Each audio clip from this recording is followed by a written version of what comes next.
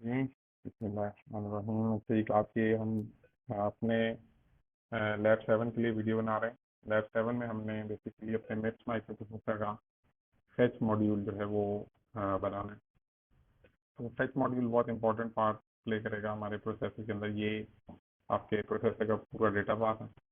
और जो red circle में हुआ है, this is your fetch module. In fact ये नहीं है, अगर मैं इसको ये हाईलाइट करूँ, जो कि अभी आप देख सकते हैं कि ये आपके फेच मॉड्यूल के अंदर है। कि फेच मॉड्यूल जो हार्डवेयर है फेच का, उसके अंदर आपके पास एक पीसी रजिस्टर अवेलेबल है 32 बिट का, और आपके पास इंस्ट्रक्शन मेमोरी है, और फिर एक एडर है जो आप यहाँ देख सकते हैं, जो कि पीसी की वैल्यू को इंक्रीमेंट करता है। और फिर आपके पास नेक्स्ट इंस्ट्रक्शन जो है वो फेच की जाती है। तो जो लैब 7 के इंस्ट्रक्शन हैं वो तो यहाँ गिवन है इसके अंदर। तो फेच मॉड्यूल जो है बेसिकली वो 3 मेन काम है जो कर रहा होता है। कि नॉर्मल जो है वो PC+4 कर रहा होता है, मतलब नेक्स्ट इंस्ट्रक्शन का एड्रेस निकाल रहा होता है। ब्रांच के केस में वो ब्रांच एड्रेस लेके आ रहा होता है, और जंप के केस में वो जंप एड्रेस ला रहा होता है। अगर मैं यहाँ कुछ इंस्ट्रक्शन मिप्स की लिखूँ, तो ये देखें, ये कुछ मैं मिप्स की इंस्ट्रक्शन लिख रहा हूँ कि मैं T1 और T2 को ऐड करता हूँ। तो ये एक R टाइप की इंस्ट्रक्शन है। इसके बाद अगर मैं इसी से आगे एक और इंस्ट्रक्शन लिख के यहाँ let's say I call it सब, और मैं इसको T3 कर देता हूँ। लेट्स से कोई कोई एक रैंडम इंस्ट्रक्शन है, और फिर मैं कहता हूँ ब्रांच 1 इक्वल कि अगर T0 और T3 बराबर हैं गो टू सम लेवल, और अगर ऐसा नहीं है तो jump to some other level as well. And चलो कर देता हूँ, LB लैंड पे चला जाता। तो ये वाला जो ये इंस्ट्रक्शन हैं, ये सारी instruction first of all instruction memory में पड़ी होंगी।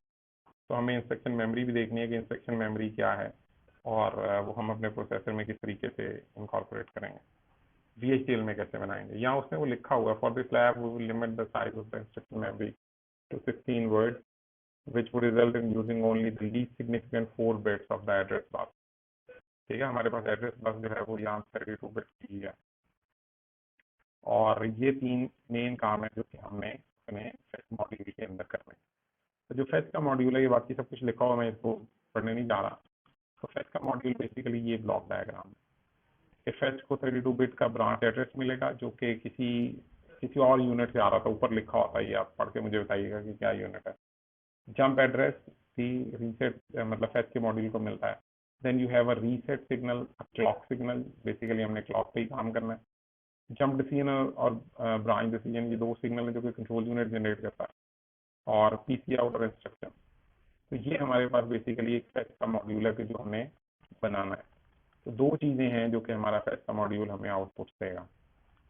अब ये हैंड आउट के अंदर आपको ये एंटिटी गिवन है कि पीसी आउट है, ये 32 बिट की है, इंस्ट्रक्शन 32 बिट की, दोनों आउटपुट की हैं। ब्रांच एड्रेस और जंप एड्रेस आपके पास के इनपुट्स हैं, दोनों 32 बिट की हैं, और branch decision, jump decision, reset और क्लॉक है।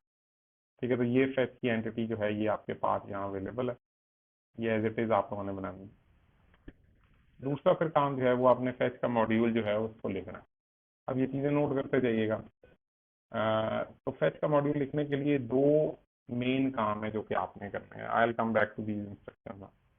2 मेन काम है, 2 मेन लेट्स कॉल देम काम। तो जो पहला काम है वो ये है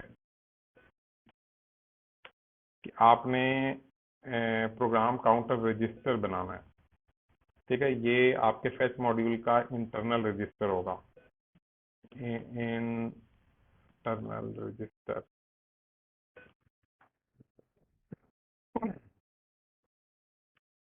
और फेच मॉड्यूल, ठीक है। जो दूसरा काम आपने करना है वो ये है कि आपने इंस्ट्रक्शन मेमोरी बनानी है। इंस्ट्रक्शन मेमोरी हम बड़े आसान तरीके से बना लेंगे, और इनफैक्ट दोनों काम बड़े आसानी से हो जाएंगे। ये दोनों लोकल वेरिएबल्स होंगे आपके फेच मॉड्यूल के।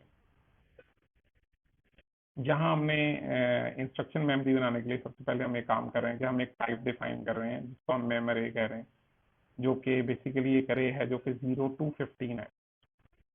जब मैं ये वाली कमांड लिखूंगा तो बेसिकली होगा क्या कि मेरे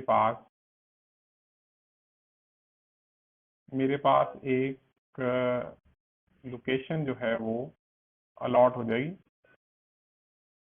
क्योंकि ये 0 to 15 है तो इसका मतलब इसमें 16 लोकेशन होंगी। ठीक है, ये मैं एक टाइप डिफाइन कर रहा हूँ जिससे हम की के अंदर स्ट्रक्चर्स वगैरह बना के नई डेटा टाइप्स वगैरह बना लेते हैं। अब चूंकि ये 0 to 15 डिफाइन है तो इसका मतलब इसकी पहली एंट्री 0 है, फिर हमारे पास 1 है, 2 है एंड अप टू 15, यानी इसमें 16 लोकेशन है। और हर लोकेशन जो है वो स्टैंडर्ड लॉजिक है, स्टैंडर्ड लॉजिक वेक्टर है ये वाला जो है, और ये स्टैंडर्ड लॉजिक 32 बिट का वेक्टर है। ठीक है, तो ये basically just like an array array, लेकिन आप और तरीके से इसको विजुलाइज कर सकते हैं। तो यहाँ हम VHDL के अंदर जब इसको डिफाइन कर रहे हैं तो ये 32 बिट की एक लोकेशन है और हमारे पास 16 लोकेशन है। पहली लोकेशन का एड्रेस 0 है। ये हम इंस्ट्रक्शन मेमोरी बनाने के लिए एक टाइप डिफाइन कर रहे हैं जो कि हमने यहाँ इस लाइन के अंदर ये हमने बना ली। फिर हमारा आर्किटेक्चर, ये जो ऊपर फैच मॉड्यूल का आर्किटेक्चर है वो बिगिन होता है और हम एक प्रोसेस बनाते हैं।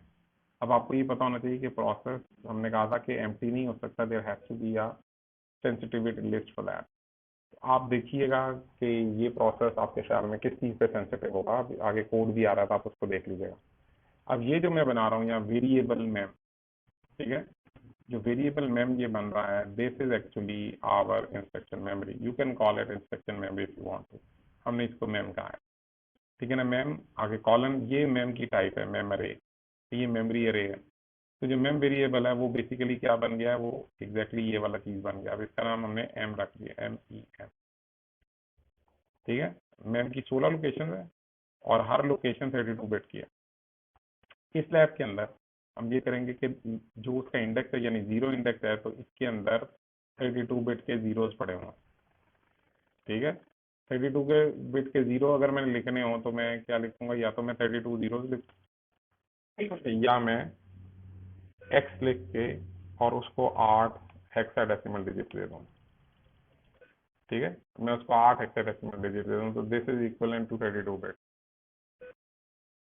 ठीक है, तो ये काम आपने करना है, ये 8C2200 ये नहीं लिखना, हमने 00 लिखने हैं और FFF तक जाना है क्योंकि 16 है और 16 ही हम लिख लेंगे। फिर जो मैं आपको कह रहा था कि आपको एक प्रोग्राम काउंटर जिससे डिफाइन करना, तो ये वेरिएबल आपने डिफाइन कर लिया PC 31 डाउन टू 0। अब इससे पहले आपने एक और चीज इस्तेमाल की थी, सिग्नल,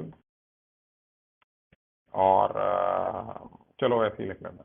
अगर मैं सिग्नल लिखता हूँ SPC और मैं उसकी कोई भी आगे टाइप बता देता हूँ, let to keep it simple मैं इसे कहता हूँ ये स्टैंडर्ड लॉजिक है।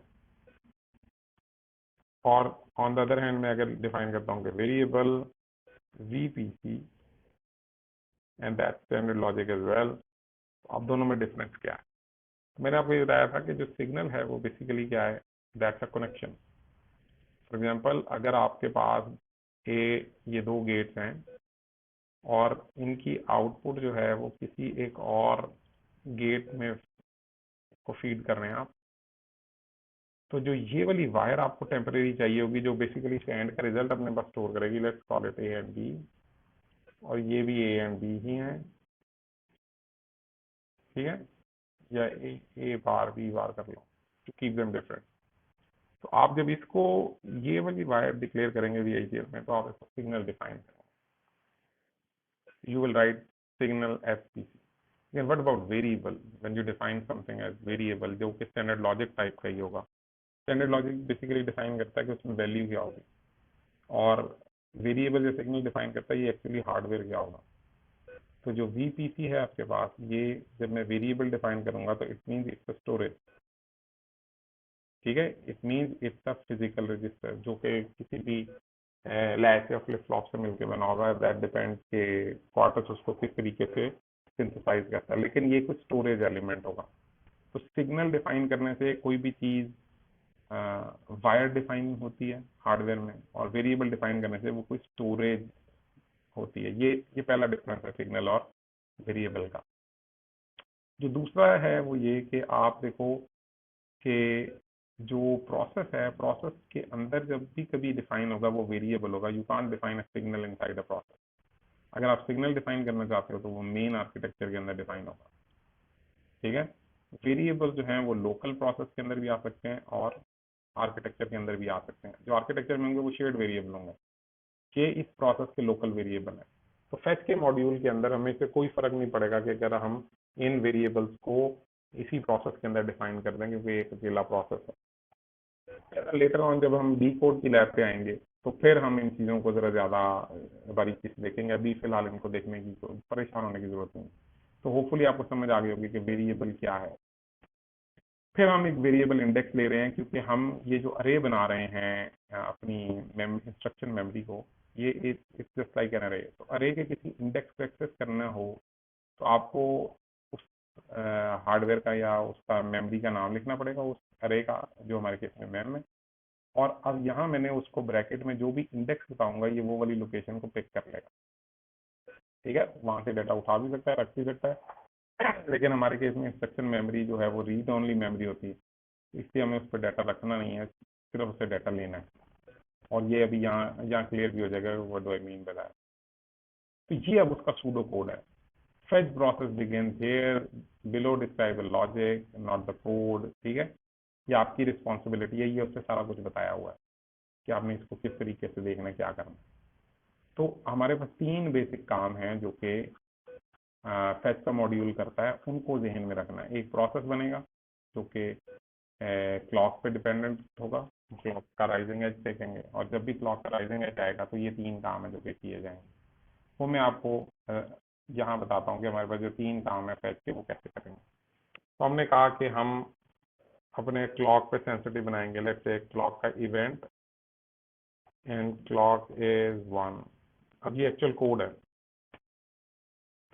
तो जो भी हमारा फेच की वर्किंग होगी वो बेसिकली इसी के अंदर आ रही है, सही है। तो हम ये कह रहे हैं कि अगर हमारे पास जो जंप डिसीजन है, ठीक है, जंप डिसीजन यहाँ आप देख सकते हैं, ये हार्डवेयर में हमारे पास ये आ रहा है जंप डिसीजन आई डिसीजन। अगर जंप डिसीजन हमारे पास 1 है, सॉरी, तो क्या करेंगे देन पीसी को वैल्यू, पीसी अब चूंकि मेरे पास वेरिएबल है तो उसकी असाइनमेंट ऑपरेटर ये होता, सिग्नल होता तो इसका असाइनमेंट ऑपरेटर ये होता, ठीक है। तो वेरिएबल है तो ये इसका असाइनमेंट ऑपरेटर है, और हम इसको कहते हैं कि ये जंप एड्रेस के इक्वल हो जाएगा। एल्स इफ अगर ऐसा नहीं है तो हम चेक करेंगे कि हमारे पास क्या ब्रांच डिसीजन, क्या करूँ, अगर ब्रांच डिसीजन 1 है